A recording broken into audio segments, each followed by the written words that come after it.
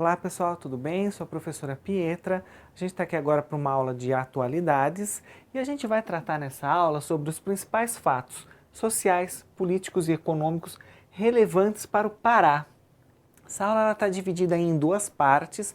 Ela tem alguns temas aí, né? Porque a gente vai tratar de vários fatos relevantes aí para o estado do Pará. Então, como são vários temas, a gente dividiu ela em parte 1, parte 2. Nessa primeira parte, a gente tem aí, portanto, 3 primeiros temas. E a gente começa então falando aí do desenvolvimento do oeste paraense e as reservas indígenas, certo?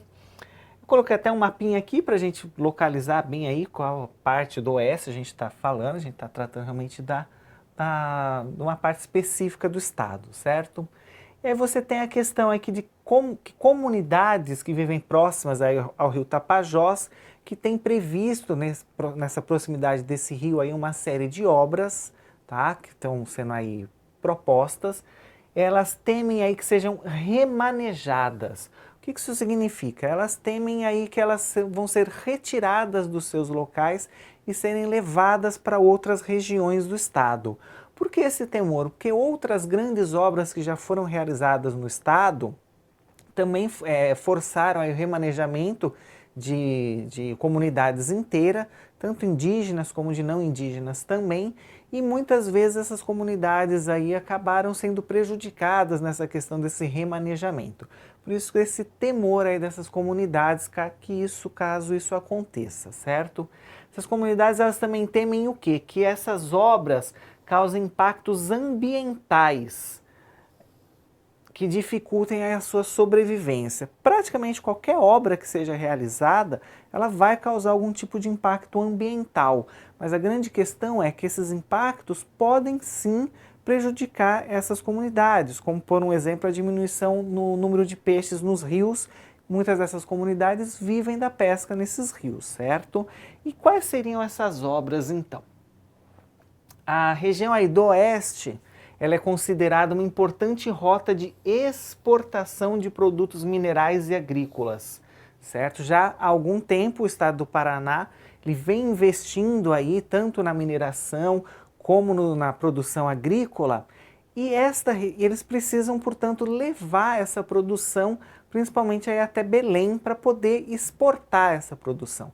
Então as obras que estão sendo planejadas para aquela região são obras nesse sentido, para garantir aí a exportação desses produtos que o Estado está fabricando, certo?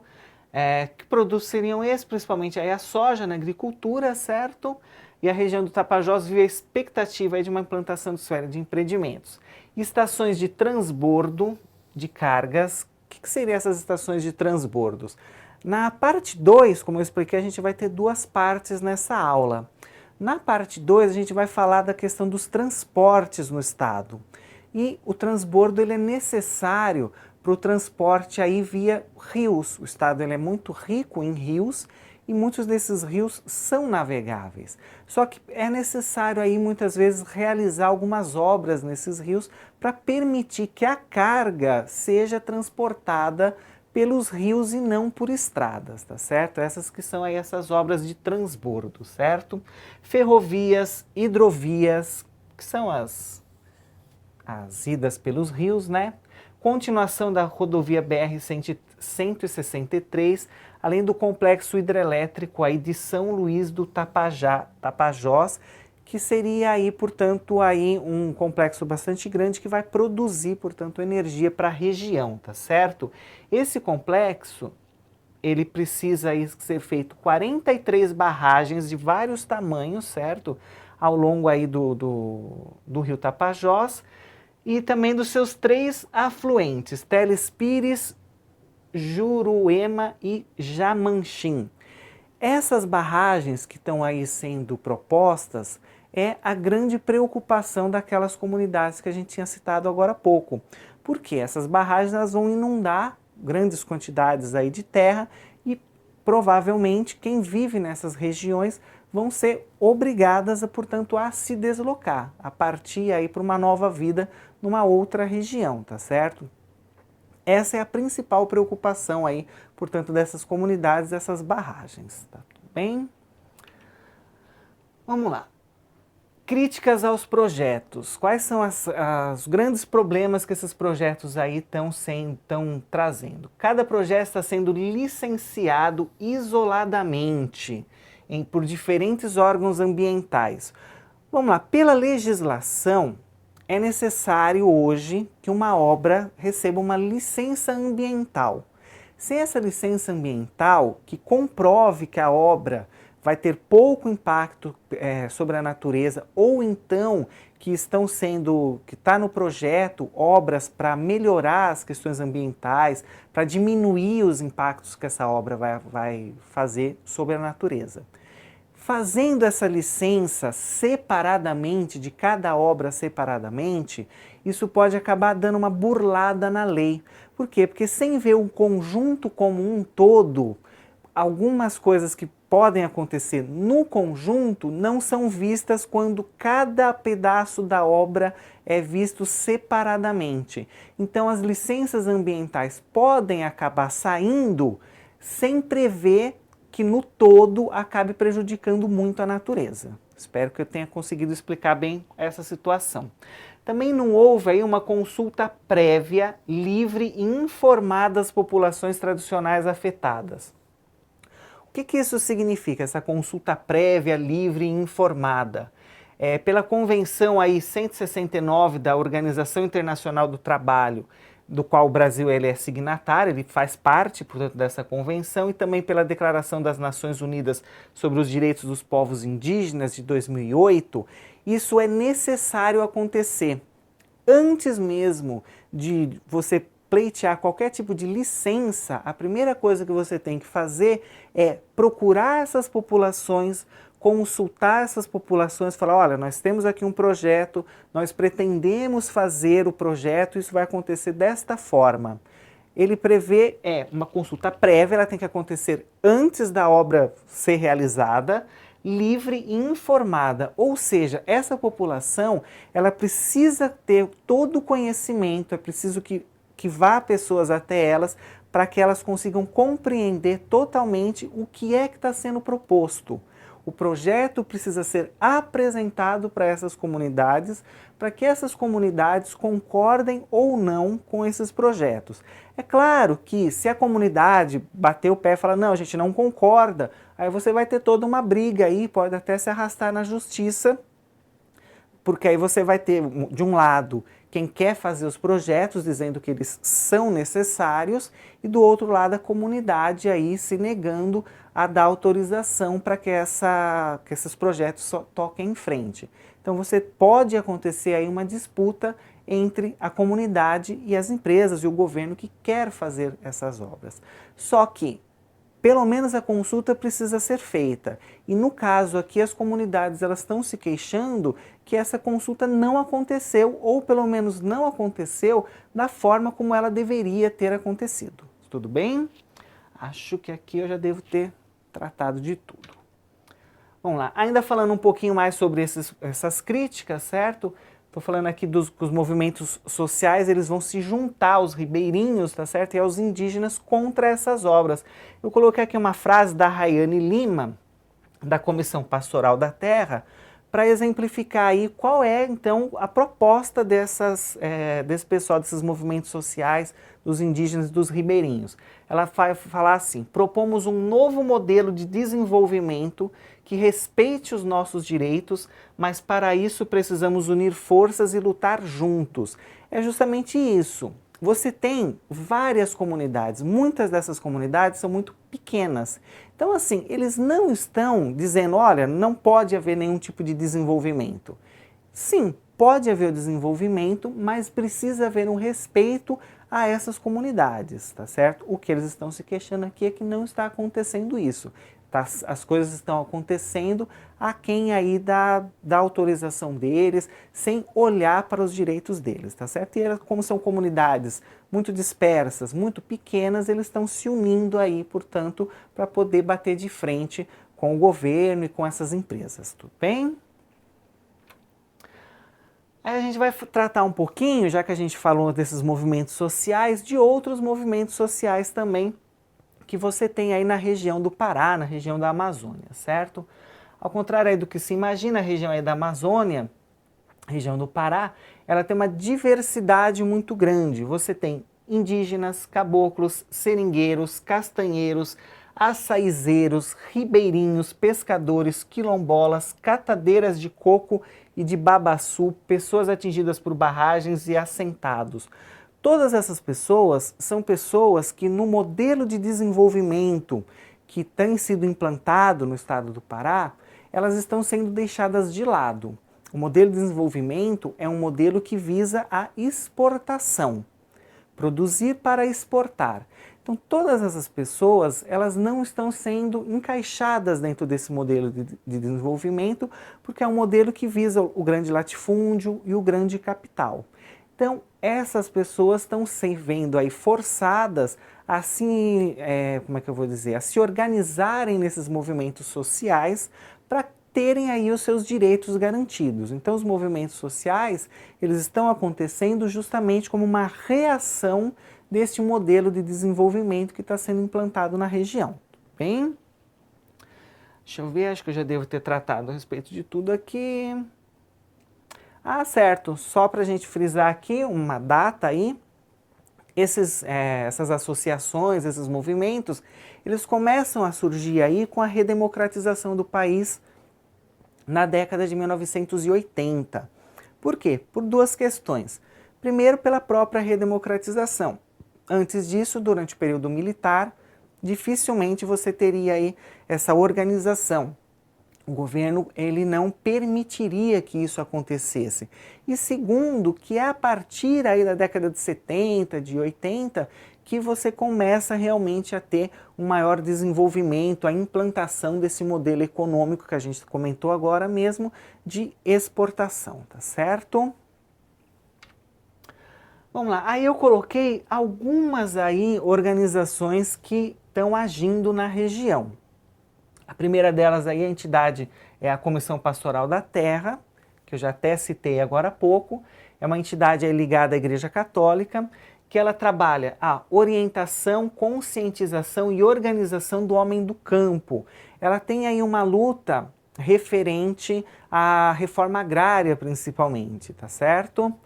E ela faz aí uma série de apontamentos, são 5 apontamentos, para o segundo plano nacional aí da reforma agrária. Quais seriam esses apontamentos? O que ela está reivindicando? Ela reivindica o acesso à terra, o acesso à água, a organização do trabalho, da produção, o mercado e a cultura camponesa precisa aí ser, como é que ela fala? Que ela precisa ser trabalhada na transversalidade. O que isso tudo significa? Qual é a grande reivindicação? Reforma agrária no Brasil, ela acontece a passos bastante lentos e ela é aí organizada pelo governo federal. É o governo federal que decide, que toma as decisões aí de como a reforma agrária vai andar.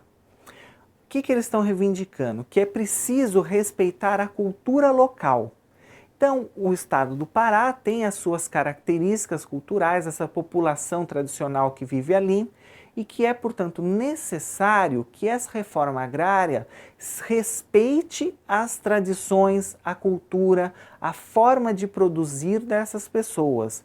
Então, o que eles estão propondo é que a reforma agrária aconteça de acordo com critérios que eles julguem serem os critérios mais corretos, não que as decisões sejam tomadas lá pelo governo federal sem levar em conta a cultura, a tradição e o modo de produção dessas pessoas, tá certo? Aí temos o MST, que também é um outro movimento que também aí está ligado à questão da reforma agrária. Ele contribui bastante aí com o processo de formação da reforma agrária, né? Porém, ele tem uma questão aí que ele acaba caindo em como é que eu vou dizer? Ele acaba ficando uma má fama por conta das suas ações. As suas ações, elas envolvem aí a invasão de terras, certo? Muitas vezes eles são acusados de invadir terras produtivas. Muitas vezes eles acabam aí destruindo tanto o patrimônio público como o patrimônio privado. Isso tudo acaba aí recaindo contra ele, certo? Na imagem do movimento. Porém, apesar disso, a região aí do Pará, ela conta com 500 assentamentos de reforma agrária e 130 fazendas ocupadas pelo MST. Então, apesar aí dessa má fama que eles estão adquirindo pela forma como eles agem, a gente vê aqui que essa forma de agir acabou gerando aí algum resultado, pelo menos, certo? Aí a gente tem os seringueiros e os indígenas. Os seringueiros, eles vão se organizar e eles conseguem estabelecer as reservas extrativistas, certo? Segundo aí o Conselho Nacional da Unidade de Conservação, até 2015, existiam aí cerca de 90 reservas extrativistas no estado, 62 na esfera federal e 28 na esfera estadual. O que isso significa? O grande receio desses seringueiros era que os seringais acabassem e que eles não tivessem mais como continuar fazendo o seu trabalho. Esse era o receio deles. Então essas reservas vai proteger essas árvores e para que eles possam continuar o seu trabalho ainda por muitas gerações. Esse é o objetivo deles e foi isso que essas reservas fazem, tá certo? Após a década de 1980, você também tem aí a população indígena, que ela vai crescer bastante aí em número de população. Isso acontece pela sua organização. Elas se organizam enquanto movimento social e elas conseguem aí as suas reservas indígenas. A gente vai falar na parte 2 da aula um pouco mais a respeito dessas reservas indígenas. De forma alguma, essas reservas indígenas, elas foram dadas pelo governo. Elas são fruto aí de uma luta da própria população indígena, que organizada conseguiu essas reservas e a partir dessas reservas conseguiu até aí começar a aumentar o número aí da sua população, tá certo? Os quilombos aí, a gente vai falar também sobre os ambientalistas. Os quilombolas aí são outro grupo que também ganha bastante destaque aí na região da Amazônia, certo? Por sua luta ambiental e pela conquista de identidade. Quem são os quilombolas? São os remanescentes. A gente sabe aí, quem estudou um pouquinho de história, durante o período da escravidão você tinha as fugas de escravos e que eles iam se reunir, portanto, em quilombos para poder fugir da escravidão. Com o fim da escravidão, muitos desses quilombos se tornam comunidades. A região aí do Amazonas, do Pará, tem bastante desses quilombos também e que também lutam aí para a conservação da região. Por quê? Porque são pessoas que vivem, portanto, da natureza. Então é necessário preservar a região para que eles possam se manter ali. E você tem também a questão dos ambientalistas. Desculpa, eu esqueci de uma informação aqui, que existem hoje aí cerca de 360 comunidades quilombolas aí, portanto, na região. Você tem aí também as organizações ambientalistas. Muitas delas vêm lutando pela preservação e o objetivo delas é justamente o quê? O desmatamento zero, que seria, pelo menos no olhar de muitos especialistas, quase impossível, visto os projetos que tem na região para desenvolver a região. Então, a meta do desmatamento zero é vista como algo bastante assim utópico, se você tiver em mente a questão de tudo aquilo que é planejado para a região, certo? E a gente tem um marco aí bastante ruim para o Brasil, que o Brasil ele é considerado aí recordista mundial aí na morte de ambientalistas. O número de ambientalistas que morre por conta da sua luta pelo meio ambiente é bastante grande e 50% desses assassinatos acontecem no Brasil. Eu citei até mesmo aqui o caso do seringueiro Chico Mendes, que foi assassinado em 1988, e também da irmã Dorothy, uma religiosa que também lutava pelas questões ambientais, em 2005. Embora não tenha muito focado na região do Paraná, é um fato interessante para a gente, do Pará, né? Um fato interessante para a gente ver. E a gente muda um pouquinho aí para a pecuária no Pará.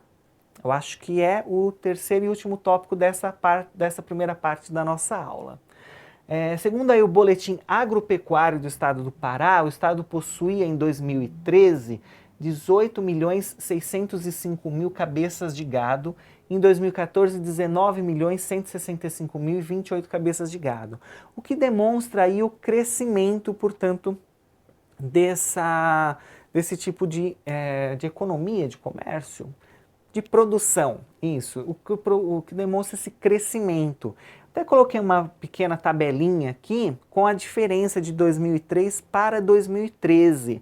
A gente vê que tanto em valor de produto como em peso, a quantidade aí produzida pelo Estado cresceu muito nesses 10 anos. E o que cresce muito também é o valor que eles têm adquirido aí pelo quilo do gado, tanto vivo quanto abatido. Uma característica interessante também é a grande quantidade aí de boi vivo que é comercializado. O estado do Pará tem essa característica que ele vem aí comercializando uma grande quantidade de boi vivo, certo? E ainda falando sobre a pecuária, ela é implantada aí na região num modelo de latifúndio. O que isso significa? O modelo de implantação é a criação de gado em grandes propriedades.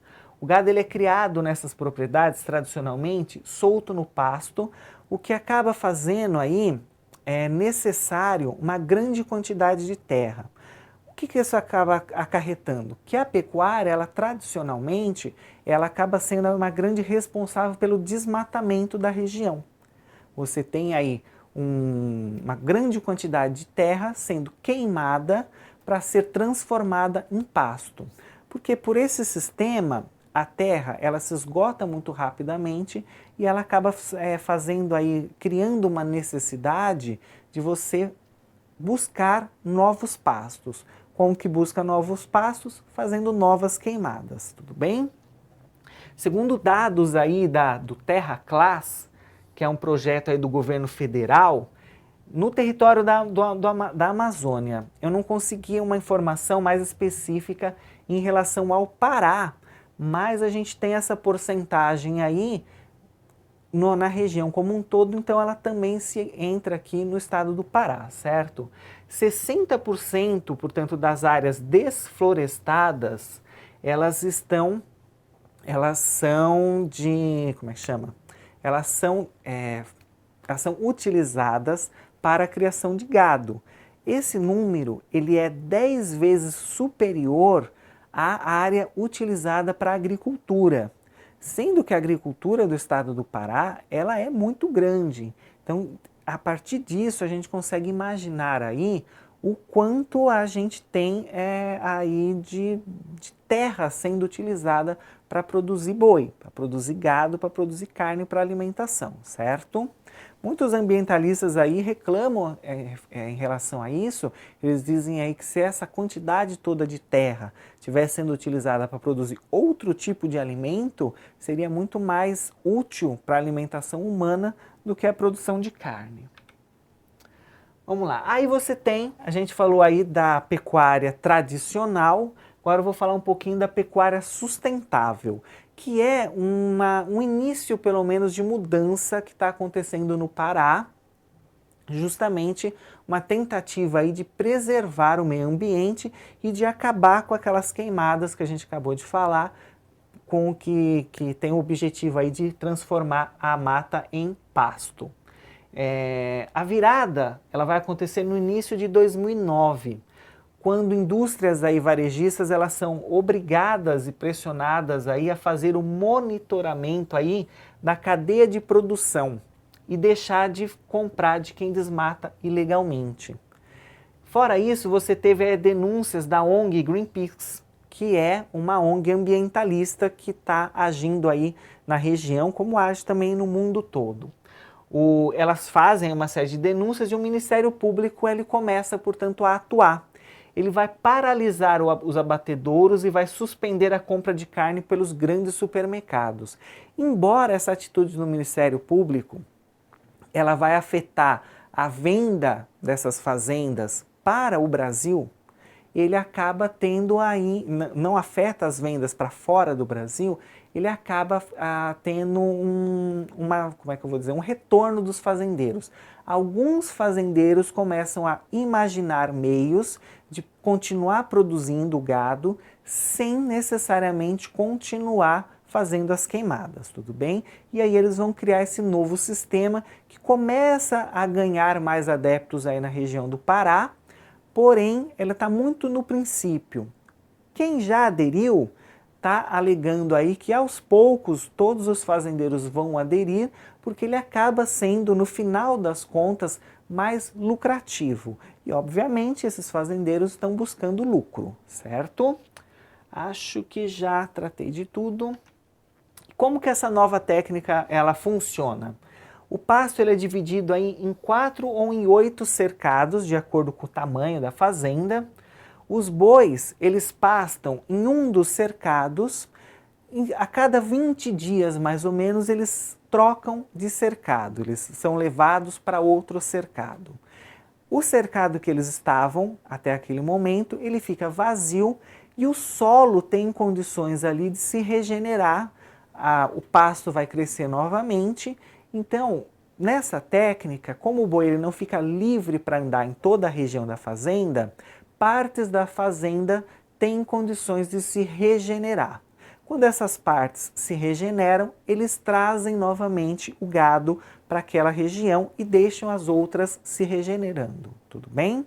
Fora isso, eles também cercam as regiões perto dos rios para que os gado não consiga atingir essas regiões, pisotear a mata próxima dos rios, preservando assim os rios e preservando, obviamente, aí o fornecimento de água para aquele próprio gado, certo? Deixa eu ver, assim, acho que já devo ter tratado a respeito de tudo aqui. Agora a gente vai falar um pouquinho sobre a Lei Candir e os seus impactos na economia paraense. A Lei Candir ela é uma lei complementar que está em vigor desde 13 de setembro de 1996. Ela dispõe sobre o imposto dos estados e do Distrito Federal nas operações relevantes à circulação de mercadoria e serviços, o ICMS. Na prática, o que ela acaba acontecendo? Ela acaba dando aí uma isenção do ICMS aos produtos que são exportados, tudo bem? O ICMS ele é um imposto arrecadado pelos estados, certo? O estado do Paraná ele vem implantando já há algum tempo aí um tipo de economia voltada para a exportação.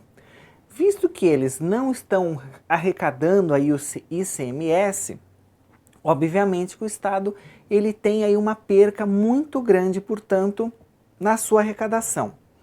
A legislação ela vai dizer aí que o governo federal tem que dar aí uma compensação para os estados por conta desse desconto, dessa falta do ICMS.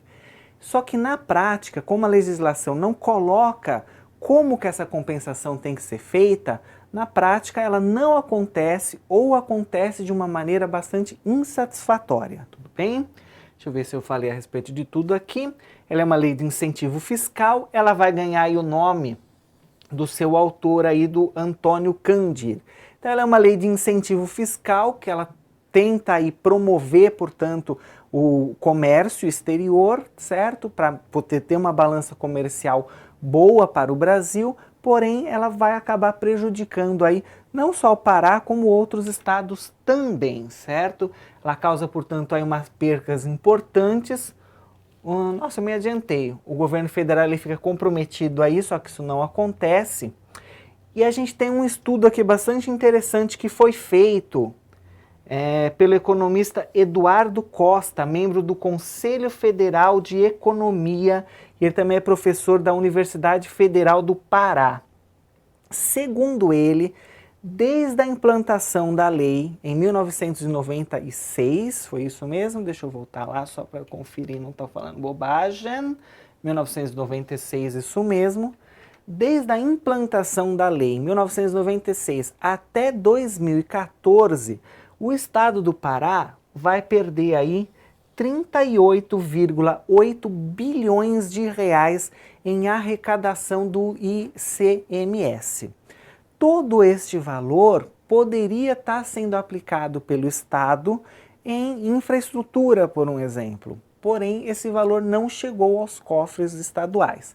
Volto a repetir, a lei prevê que o governo federal, que arrecada impostos com a exportação, dê algum tipo de compensação para os estados, não só para o Pará, mas para todos os estados. Porém, essa compensação acaba acontecendo aí de uma forma que não garante o retorno desses mesmos 38, quase 39 bilhões aqui que o Estado deixou de arrecadar. Tudo bem? Vamos lá, com isso aí o Estado deixa de arrecadar e perde a capacidade de investir em serviços de infraestrutura. Não só o Pará tem esse problema, outros estados aí também acabam tendo esse tipo de problema, acabam tendo essa perca de arrecadação devido à lei. Os críticos da lei, eles vão dizer aí que é necessário fazer uma ampla reforma tributária para resolver o problema. Que o Brasil não adiantaria no momento você simplesmente acabar com a lei e falar que o Estado pode começar a receber o ICMS das exportações. O que seria necessário era você remanejar toda a legislação tributária. Porque se você simplesmente acabar com a lei, não seria o suficiente? Porque quem exporta acabaria tendo problemas. Então as exportações poderiam diminuir e a balança comercial brasileira iria ser prejudicada. Ela é uma lei que serve justamente para aumentar o número de exportações, para fazer com que quem exporta consiga exportar com mais vantagens, tudo bem? Isso é bom para a balança comercial, mas não está sendo bom para a arrecadação dos estados. Então seria necessário você fazer toda uma modificação aí na legislação tributária. Por quê? Porque a legislação tributária brasileira, ela acaba trazendo a maior parte dos impostos para o governo federal, o que acaba resultando aí numa certa dependência, portanto, dos estados ao governo federal, porque os estados precisam aí ficar esperando que o governo federal repasse as verbas para eles. Tudo bem? Espero pelo menos ter explicado direitinho toda a situação. E com isso eu finalizo a nossa primeira parte da aula. Ficou com alguma dúvida, retorna, assista novamente. A gente vai ter um exercício desta primeira parte da aula, certo? E lembrando que a gente ainda tem a segunda parte da nossa aula. Fico por aqui, muito obrigada.